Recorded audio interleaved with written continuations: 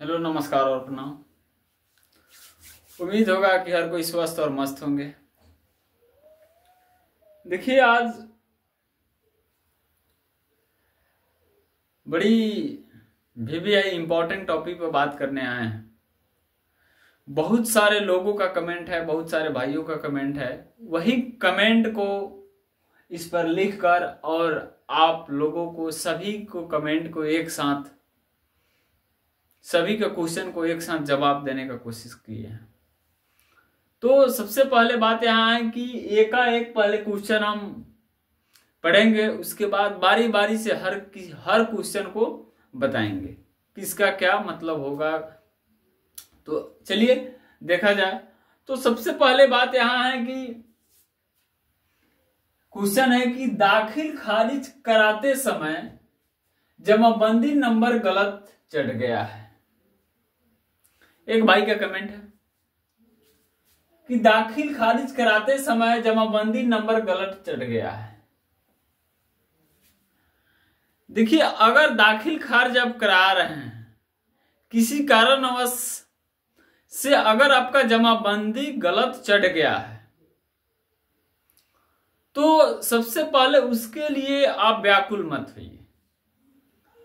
सबसे पहले आपकी जरूरत क्या है, तो केवाला सही होना चाहिए। केवाला पर आपका खाता, खसरा, रकबा और चौहद्दी, लिखने वाले का नाम और लिखाने वाला का नाम, विक्रेता और क्रेता, अगर ये सभी सही है तो आपके जमाबंदी के गलत चढ़ जाने से कोई असर नहीं पड़ेगा।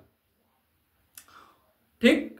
और उसका भी एक अलग उपाय है जो आपको पहले वीडियो में हम दे चुके हैं कि उसका उपाय क्या है। तो सबसे पहले बात है कि जमाबंदी अगर आपको गलत हो गया है तो उसके लिए घबराने की कोई जरूरत नहीं है, आपके सर्वे होगा। और उसके लिए थोड़ा सा एक पॉइंट है जो हम अंत में बता देंगे कि क्या कर देना है। उसके लिए घबराने की कोई बात जरूरी नहीं है। जमाबंदी ही गलत हुआ है, केवाला आपका सही है, यानी दस्तावेज में आपका सभी चीज सही है, तो वो जमाबंदी के गलत हो जाने से आपके सर्वे रुकने वाले नहीं है, उससे कोई फर्क पड़ने वाला नहीं है।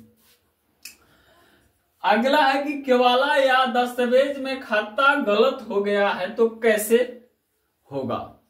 देखिए, ये तो इंपॉर्टेंट बात है। अगर केवाला में, इसके पहले एक वीडियो हम बना चुके थे जो सभी का चर्चा उसमें हम कर दिए हैं कि केवाला या किसी प्रकार का गलत हो जाए तो क्या दस्तावेज का मान्य रहेगा।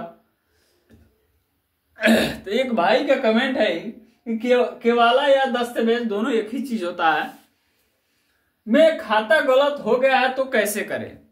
देखिए, खाता गलत हो गया है तो उसके लिए आपको तो सुधारना होगा, अंचलाधिकारी के पास जाना होगा, फिर आवेदन लिखना होगा अंचला अधिकारी को।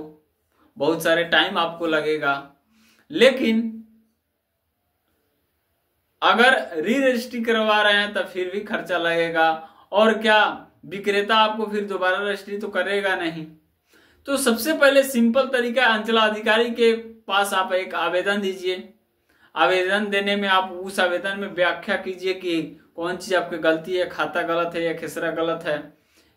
जो भी चीज गलत है उस आवेदन में आप व्याख्या करके अंचलाधिकारी को दीजिए। उस दस्तावेज के छायापति के साथ उस सुधारने की कोशिश करेंगे। ठीक। आगे, पहले से आपसी बंटवारा के आधार पर, पहले से आपसी बंटवारा के आधार पर जोत कोड़ कर रहे हैं तो क्या, तो वही बंटवारा का मान इस सर्वे में होगा। देखिए, ये बहुत सारे लोगों का कमेंट है। तीसरा क्वेश्चन बड़ी इंपॉर्टेंट भी है और बहुत सारे लोगों का एक कमेंट भी है कि पहले से मेरा बाप दादा बंटवारा कर लिया है तो क्या उस बंटवारा का इस सर्वे में मान होगा। जो पहले से बंटवारा मेरे पापा जी किए हैं उसी बंटवारा के आधार पर हमारा खेत खलियान का हिस्सा लगा है तो क्या उस बंटवारा का मान्य है। बिल्कुल मान्य है। मेरे कहने का मतलब है कि आप, अगर आपके पापा जी बंटवारा कर लिए हैं तो उसी बंटवारा पर आपका मान्य होगा। हाँ, लेकिन बात यहां है, अगर उस बंटवारा के आधार पर जमाबंदी आपका अलग कायम हो गया है तो और बेटर है, और बेटर है। जमाबंदी अगर बंटवारा के आधार पर आप अलग कायम कर लिए हैं तो बहुत बहुत VVI। अगर नहीं हुआ है तो उसी बंटवारा के आधार पर आप सर्वे में फार्म भर सकते हैं। लेकिन एक पॉइंट यहाँ पे है, अगर उस बंटवारा के आधार पर अगर सर्वे में फॉर्म भर रहे हैं तो आप 3 भाई हैं तो संयुक्त खाता खुलेगा। बात यहाँ गौर से समझिएगा, आपके पापा जी के नाम से बंटवारा हुआ है, लेकिन आपके पापा जी के अगर 3 या 4 लड़के हैं तो वो उनका बंटवारा नहीं हुआ है। अगर आप चाह रहे हैं कि मेरे पापा जी के बंटवारा के ही आधार पर हम फॉर्म सर्वे के भर सकते हैं तो भरिएगा, तो आप 3 भाई या 4 भाई या 2 भाई हैं, जितने भाई हैं उतने भाई के नाम से संयुक्त खाता खुलेगा। अगर आपके पापा जी जिंदा है तो उसी बंटवारा पर तब तो कोई जरूरत नहीं है। अगर पापा जी आपके जिंदा है तो उसी बंटवारा पर फॉर्म आप भर सकते हैं। या नहीं है, अगर कहीं मर गए हैं तो अगर संयुक्त खतियान खोलना होगा तो उसी बंटवारा से काम चलेगा। अगर संयुक्त खतियान नहीं खोलना है तो आपको फिर से उसी शेड्यूल के आधार पर फिर एक शेड्यूल बनाना होगा, 3 पार्ट में बनेगा। तो वो आपके ऊपर है कि संयुक्त खतियान बनाना चाहते हैं या अलग अलग खतियान बनाना चाहते हैं। तो पुराने बंटवारा है तो उसी बंटवारा के आधार पर आप फॉर्म भर सकते हैं, संयुक्त खाता खुल जाएगा। देखिए चौथा क्वेश्चन है, खतियान बंटवारा नहीं करना चाहते हैं तो कैसा होगा। देखिए बहुत सारे लोगों का यही कमेंट है कि खतियान नहीं बंटवारा करना चाहते हैं, पट्टीदार खतियान नहीं बंटवारा करना चाहता है। बहुत सारे पट्टीदार हैं जो खतियान बंटवारा करना चाहता है और बहुत सारे पट्टीदार हैं जो खतियान को बंटवारा नहीं करना चाहता है। तो देखिए अगर खतियानदारी जमीन है, पैतृक जिसको कहा जाता है, पैतृक खतियान को पैतृक जमीन कहा जाता है जो दादा परदादा को होता है। अगर पैतृक जमीन है जिसको खतियानी जमीन कहते हैं, अगर 4 या 5 या 10 या 2 पट्टीदार हैं, अगर एक पट्टीदार चाहता है कि चलिए हम बंटवारा कर ले रहे हैं अपने से, एक पट्टीदार चाहता है कि नहीं हम बंटवारा नहीं करेंगे, तो नहीं हो सकता है। जब तक आपसी बंटवारा का मतलब हुआ कि 2 पट्टीदार हैं तो एक साथ अगर आपसी मेल नहीं होगा तब तक बंटवारा नहीं हो सकता है। अपने आप बंटवारा आप अकेले बंटवारा कर लीजिएगा उसका मान्य नहीं होगा। हाँ, अगर नहीं बंटवारा कीजिएगा तो एक साथ संयुक्त खाता खुलेगा, और खाता खुलेगा तो किसके नाम से खुलेगा, बात यहाँ है। वही क्वेश्चन भाई ने किया है कि खतियान बंटवारा नहीं करना चाहते हैं तो कैसे होगा। देखिए अगर खतियान आप बंटवारा नहीं करना चाहते हैं तो मान लेते हैं खतियान तो दादा परदादा के नाम से है। जो रैयत जीवित है अभी, जिसका जो जमीन को जोत कोड़ को खा रहा है, उनके पोता परपोता खा रहा होगा, उनके नाम से अब खतियान खुलेगा, उनके नाम से संयुक्त खतियान खुलेगा। लेकिन जो खाता जो खेसरा जिसके कब्जा में होगा वो खतियान में कब्जदारी लिखाएगा, यानी बकजबे लिखाएगा, खाता संयुक्त खुलेगा।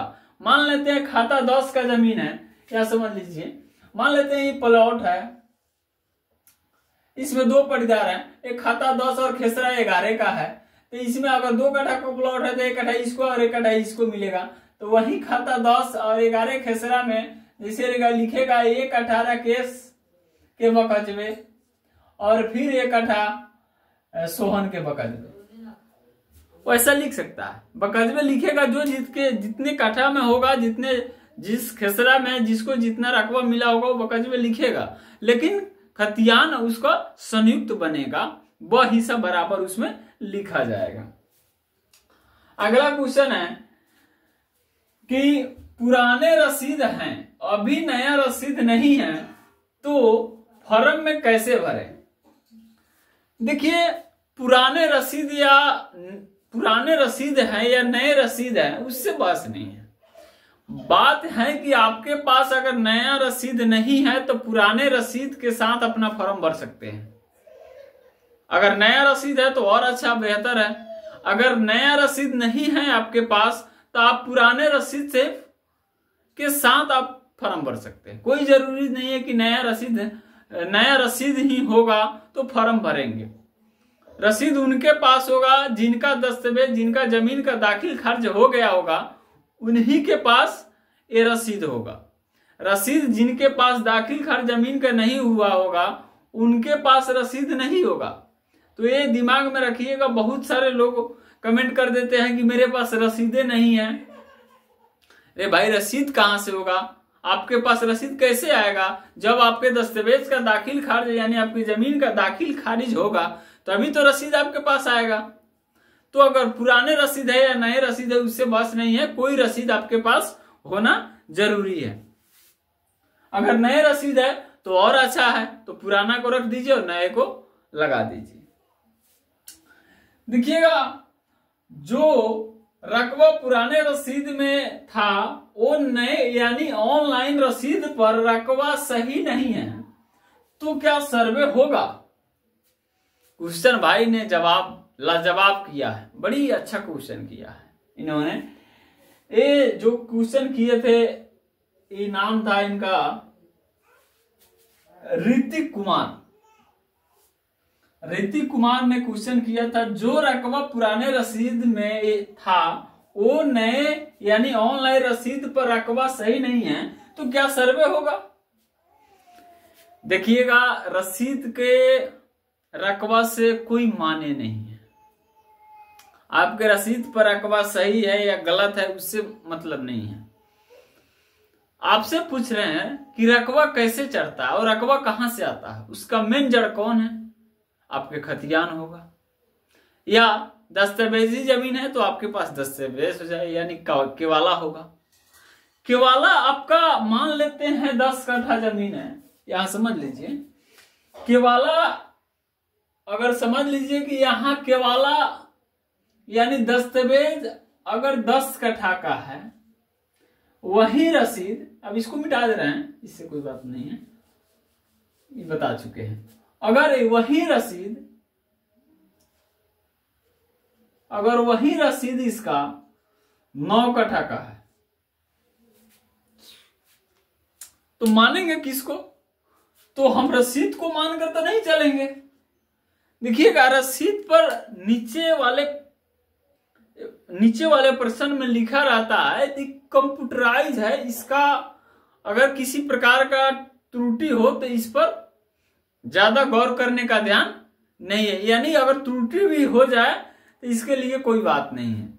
उस पर उस नीचे वाला रसीद पर सही से देखिएगा, प्रिंट के जो रसीद चालान उलान कट के जाता है उसके नीचे लिखा रहता है, तो ये रसीद से माने नहीं है। मेरा अगर दस्तावेजी जमीन है 10 कट्ठा का तो हम दस्तावेज लगाएंगे, उसके साथ वो रसीद भी लगाएंगे। वो रसीद अगर गलत है तो आप उसको सुधार सकते हैं। क्या कीजिए, अगर दस्तावेजी है तो दस्तावेज का परिमार्जन कराइए, तब आपका रकबा सही शो करने लगेगा रसीद पर। वो तो पहले क्या किया है, ज्यों के त्यों हापड़ी तपड़ी में करके वो डाल दिया है, तो उसके रकबा से कोई मतलब नहीं है। आपकी जमीन का खतियानी रकबा सही होना चाहिए। जो खतियानी जमीन है, दस्तावेजी है तो दस्तावेज का रकबा सही होना चाहिए। आपके मूल्य कॉपी है जिसको दस्तावेज और खतियान कहा जाता है, अगर दस्तावेजी जमीन है तो उस दस्तावेज की रकबा सही होनी चाहिए। उस दस्तावेज को परिमार्जन कराकर डालिए, कुछ दिनों के बाद सही रसीद पर शो करना शुरू कर देगा। या खतियान है तो उसको खतियान को परिमार्जन कराइए, कुछ दिनों के बाद सही रसीद सही रकबा आपको शो करना शुरू हो जाएगा। तो उसके लिए बात नहीं है कि पुराने रसीद पर रकबा इतना है लेकिन नए रसीद ऑनलाइन जो दिखा रहा है वो गलत रकबा दिखा रहा है, तो क्या सर्वे हो सकता है? बिल्कुल सर्वे होगा। सर्वे क्यों नहीं होगा?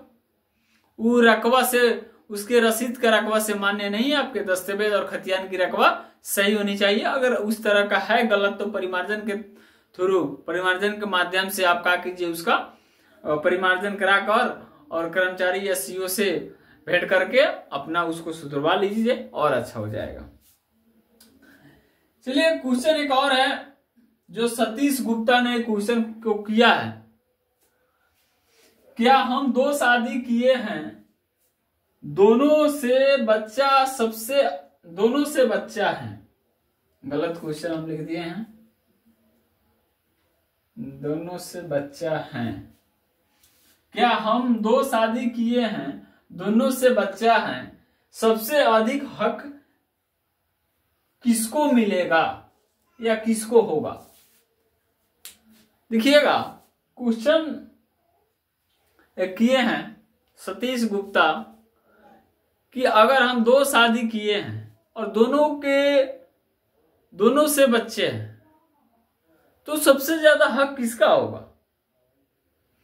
जो पहले शादी करके लाए हैं उसका या बाद में शादी करके लाए हैं उसका?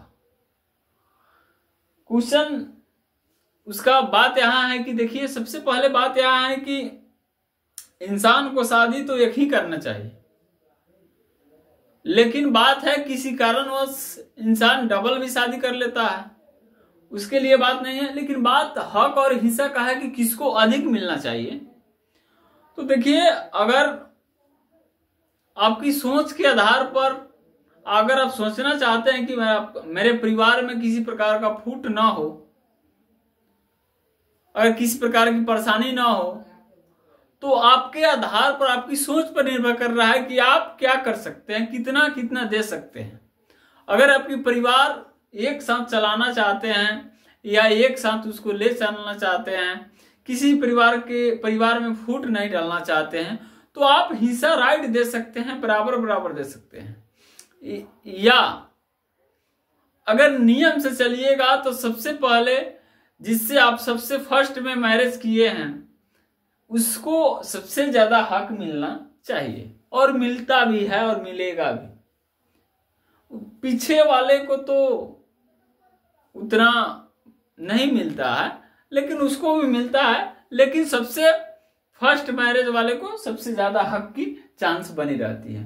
तो बात यहाँ है कि अगर परिवार को बचाना है तो बराबर हिस्सा दे सकते हैं, परिवार को नहीं बचाना है तो जो सबसे पहले शादी किया है उसका हिस्सा, उसके शरीर से जो बच्चा है उसका हिस्सा सबसे ज्यादा होगा।